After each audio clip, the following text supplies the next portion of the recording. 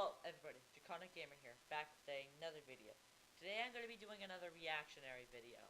Today I'm going to be reacting to Can Sonic Survive His Own Speeds from the Game Theorists. If you're new to that channel, you should really go check him out. He does awesome videos, he's very funny. Anyway, if you're not new here, hit that like button down below and smash the subscribe button. And hit that little bell icon down below to become a part of the Dragon Squad. Anyway, I'm gonna be saying something new because I need to expand the fan base for mine and your sakes. So if you like this video, please share it with your friends. Maybe show it to your dog, your mother, your father. Heck, maybe even your grandparents. Anyway, let's get into today's video. First time I did a Sonic episode on Game Theory was 5 years ago, which makes me stop and wonder, what else was going on 5 years ago? Flashback, flashback, flashback, flashback, flashback.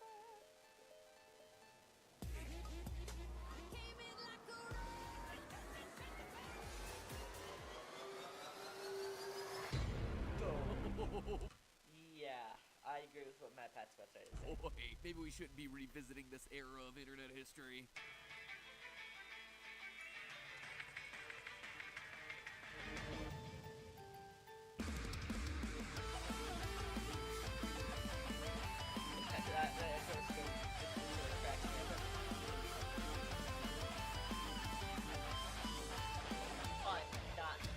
Hello Internet! Welcome to Game Theory, where between all the Nintendo, FNAF, Doki Doki, Fortnite, and loot boxes, I thought we needed a dose of our favorite blue hedgehog. Now, a few months ago I got a special request for a theory about the physics of Sonic the Hedgehog's running ability from Dominic, an awesome member of the theorist community who I met through the Make-A-Wish Foundation and who you may remember as the voice of the internet from the Yeah, you should go check this video out if you haven't seen it. How Deadly is the Bomb episode. Anything you want to say here, Dominic?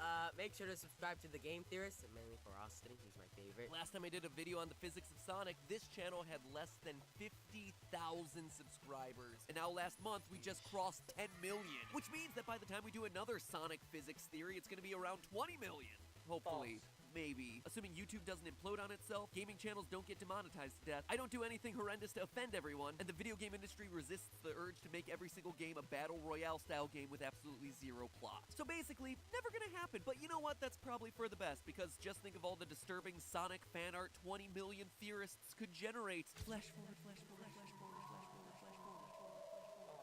Anyway, when I met up with Dominic, which, let the record show, did not happen in my recording closet, we went out for pizza, thank you very much, his parents were there, I am not as creepy as I seem, he asked me the following: if Sonic runs so fast, what would happen to his legs? Wouldn't they wear out and get hurt? Which, honestly, is a completely legitimate question and completely deserves an answer. I mean, it just stands to reason that it can't be good for anyone, much less a rodent that's basically a mango with legs to run that much and that fast. So today we're putting this adorable little hedgehog's feet to the test to see if Sonic would survive his own primary game mechanic, or whether his arthritis by the end of the first level should be sending him to Rehabilitationopolis Zone. To figure out whether Sonic is actually going faster, whether he's dead on his feet, we have to know something about the actual mechanics of running. Running is something that a lot of us are lucky enough to take for granted, but it also seems like common knowledge that running puts a lot of stress on your body. I mean, we've all heard the warnings, right? Too much running is bad for you because of all the pounding of your joints on the pavement, especially the force delivered on your knees. Knees are what are called hinge joints, made up of just 3 bones and a relatively thin layer of protective padding called cartilage. When running, every single step puts an immense amount of force on that one joint. To make matters worse, cartilage is one of the few types of tissue that doesn't regenerate in the body. And after so much abuse, it doesn't seem unreasonable to assume that by the time Sonic's a few levels in, he's gonna get hit with rigid stiffness in his knees, bones grinding against one another because he's worn out the cartilage, throbbing, agonizing pain, and an extreme loss of mobility. In other words, Sonic would be demonstrating all the hallmarks of osteoarthritis. But in order to know for sure, we have to dig deeper. Just how long is it going to take for Sonic's knees to give out? 1 game? 2 games? 1 level? I mean, he is running super fast and taking a lot of steps in that first act of Green Hill Zone. So let's get to it fast. As I said before, the knee is made up of 3 bones. Those bones are the femur, better known as the thigh bone, the patella or kneecap, and the tibia, aka the shin. Between all of those bones, you have 2 types of cartilage. Hyaline cartilage, which covers all the areas in which the bones articulate, and fibrocartilage, that acts as padding around the balls at the end of the bones. Articular cartilage and fibrocartilage are found in the knees of pretty much everything that has knee joints, and yes, that includes hedgehogs. But honestly, for the purposes of this episode, I had to stop treating Sonic like a hedgehog. Yeah, he does a crap ton of work to get these videos posted. And he has a whole team of editors help edit these videos. And treat him more like a human. And that's for good reason. Hedgehogs don't actually have the physical capacity to hold themselves up the way that Sonic can. Their muscles just don't support it. Their bones aren't structured for standing upright on 2 legs. So in order to get any kind of real-world calculations here, we need to assume that Sonic's joints can function just like a normal person's would. So let's see what kind of force Sonic is producing. In other words, Star Wars reference. I'm gonna try to fix my chair.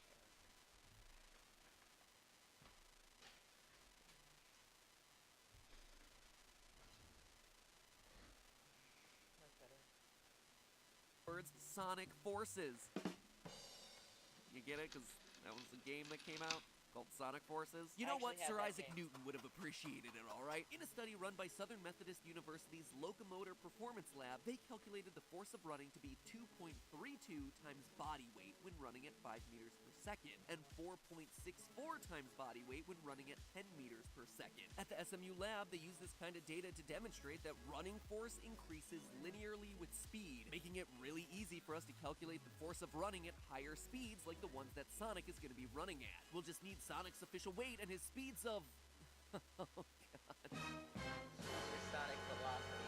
We need to calculate Sonic's speed. Now, if you've watched this channel over the last 5 or 6 years, then you know Sonic's speed has been a bit of a sensitive subject for viewers of this show, but I'm gonna try to get a reasonable number of calculations, so hopefully even Blue Hedgehog for life and I greater than 3 Sonic 69 in the comments will be satisfied this time. We have some canon information that we can absolutely start with. Specifically, according to Sega of Japan's Sonic profile, that Sonic weighs in at 35 kilograms, which honestly is pretty heavy for a hedgehog, but only about half the weight of your typical human. I also know, based on your very vehement comments from that Sonic is Slow episode, that Sonic actually has 2 officially canon heights, which are 3 foot 3 inches tall for modern Sonic and 2 foot 6 inches for classic Sonic, which we know from the original Japanese Sonic CD game manual. We also see the height difference at play in any game where classic Sonic and modern Sonic appear together. One great example is in Sonic Generations. But to absolutely 100% make sure that everyone is happy here, I ran all of today's calculations with both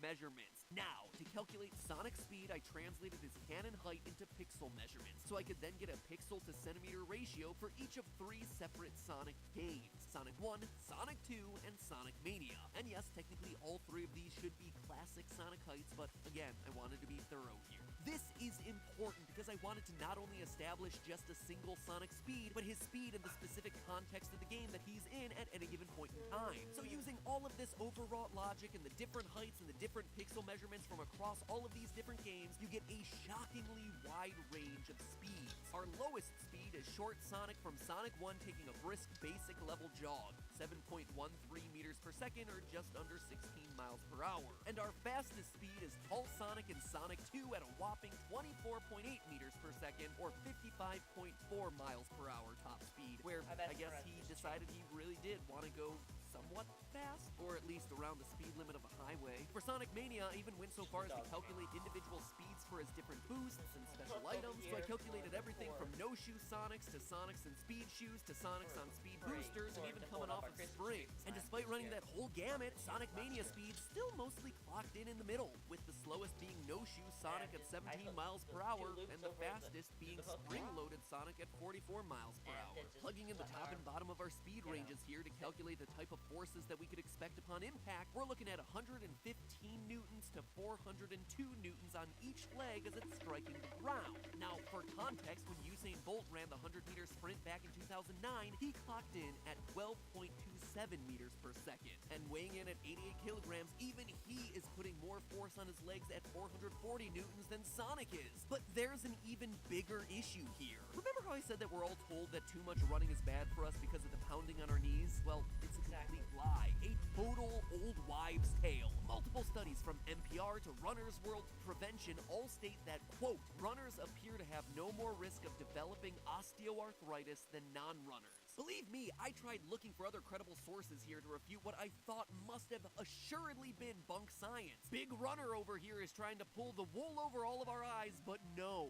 Quote again, in a cross-sectional study of almost 75,000 runners, there was no evidence that running increases the risk for osteoarthritis, including marathon participation. I was shooketh. And believe me, this totally bums me out because I'll take any excuse to not exercise. But it turns out that running is unfortunately good for us. The cartilage doesn't wear away, it actually gets stronger when you use it. Huzzah. Sorry guys, it looks like I have to invest in a treadmill. So there you have it. The idea that running causes injuries is a total myth and has been debunked by repeated scientific studies. Sonic's running would not be bad for his health at all. This theory just, damn it, I literally feel defeated. Oh, wait a minute. That's it. Play that back, Ronnie. It's not the running that's gonna damage Sonic, it's the stopping. Look at how terrible that form is. This has gotta be the thing that's gonna do him in. After all, we know that he's traveling really fast and he's just digging his heels into the ground. We can clearly see in the games how he's stopping almost on a dime and turning around so quickly. That cannot be good on his hinge joint of a knee. Just when Sonic thought he was out of the Green Hill Zone, he is in for a world of scientific hurt. We've talked about this kind of problem in the past with everything from Link's hookshot to Assassin's Creed's Leap of Faith, but video game characters still can't seem to learn their lessons about momentum. Specifically, that when you change it really fast, you tend to lose an arm, or rip yourself in half, or just plain kill yourself. So is Sonic changing momentum gonna shatter his knees into 1,000 pieces? I can only hope, because then I can put it in the title and it'll be really exciting and no one will claim clickbait. To figure this part out, I went back to the speed calculations again, except this time I didn't just need to know his speed, I also needed to know how fast he stops. So once again, I used that whole range of speeds calculated over multiple Sonic heights and multiple Sonic games using multiple Sonic speed multipliers, since the impact of stopping from 16 miles per hour versus 55 miles per hour is gonna look pretty different.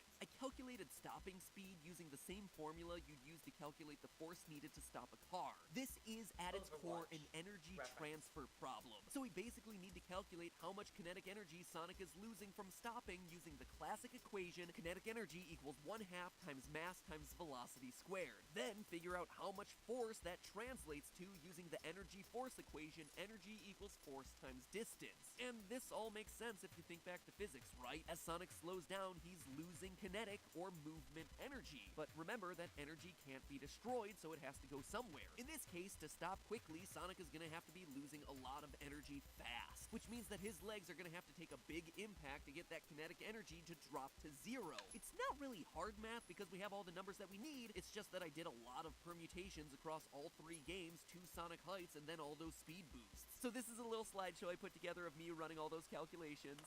Oh, it's so exciting. This is me and Steph doing 1/2 MV and we're average weight of an 11-year-old girl in the US. So no matter how fast Sonic is going, he's always gonna have less kinetic energy because he's just so lightweight. Once I calculated all the kinetic energies of all of our Sonics, we had a range of just over 1,000 joules of energy lost to over 10,000 joules of energy lost. That last calculation was for tall modern Sonic. He was in Sonic 2. Now that sounds like it's a huge spread, and honestly it is, but the actual force of the stop has to do with another big variable here, and that is stopping distance. One detail in the Sonic franchise that I never noticed and am only now appreciating that I've started to do the research on it is that Sonic has a slightly different stopping distance across each game, and as he goes faster, his stopping distance tends to increase, which is what you would expect the real world behavior to be like. Good attention to detail, guys. So again, I did all of the same calculations using pixel measurements from tall and short Sonic across all 3 games across all different scenarios. Based on pixel measurements and Sonic's stopping stopping animation in each game, I found that the stopping distances varied from just under half a meter in Sonic 2 using Short Sonic to 6.23 meters in Sonic Mania if you choose to calculate using Tall Sonic. That is an enormous range, but again, I gotta make sure that I Heart Sonic 69 is happy. If you see him in the comments, make sure you say hi. I'm sure he could use a friend today. So finally, after getting all the kinetic energy calculations and all the respective stopping distances, I plugged it all back into the force equals energy times distance equation and came up with the range of stopping forces on Sonic's legs throughout the various games. The forces ranged from 641 newtons for Short Sonic and Sonic 2 all the way up to 2,385 newtons for Tall Sonic in Sonic 2. And what do these numbers mean? Did we crush Sonic's bones into 1,000 pieces when he tries to stop dead in his tracks? Nope. Is the force so great that his legs would fall off or he explodes upon impact before Green Hill Zone is finished? My little theorist heart went pitter-pat as I looked up the scale of what these numbers translate to, and I found that they don't do anything. Wait, what? That can't be right. Carry the 2, don't forget the square, divide by the fraction. No! Sonic Sorry about doesn't that. just not shatter the bones in his body, he doesn't even sprain an ankle. I was so positive that he would meet the same sort of end as all the other video game characters that I have running into walls, leaping off of buildings and the like. But miraculously, somehow, no matter how I slice the numbers, Sonic is 100% fine. On the low end, 1,000 newtons is the average bite force of an adult. It's about 225 pounds of force, which is the force that bodybuilders can achieve lifting huge weights. Obviously, it's not going to be breaking any bones. At our maximum force calculation of 2,385 newtons, there is a chance that Sonic could tear his ACL, which will technically tear at 2,312 newtons of force, but that's only if you're going to take the force on one leg from a couple of very specific angles, meaning that in most cases, Sonic is going to be completely fine. If we had any chance of breaking a bone, we'd need to almost double the amount of force on Sonic's legs, up to about 4,000 newtons to break his tibia, and even higher if we wanted a thicker bone to break or his bones to shatter. It just turns out in the games, whether the designers meant to or not, they made Sonic 1, light enough, 2, slow enough, and 3, gave him enough stopping distance to slow him down in a safe manner. I can't believe I'm saying this, but it looks like Sonic got me. Or did he? I measured his speed in a variety of 2D games using a variety of speed boosters. But what if Sonic is truly able to roll around at the speed of sound like his song indicates? It turns out that if you run the numbers, the stopping distance for Sonic is going to be about 69 meters, and the force of the stop would be 29,842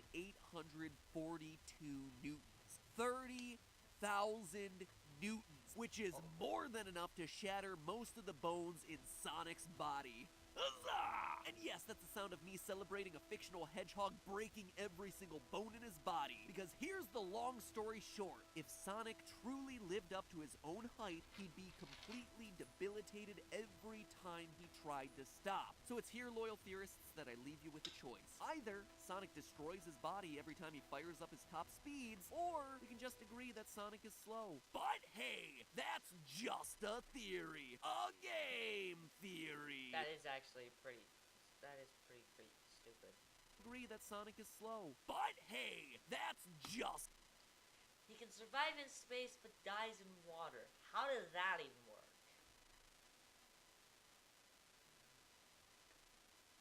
Anyway, if you're new here, hit that like button down below and smash the subscribe button and hit that little that icon down below to become a part of the Dragon Squad. Anyway, that's all for today's video. Goodbye.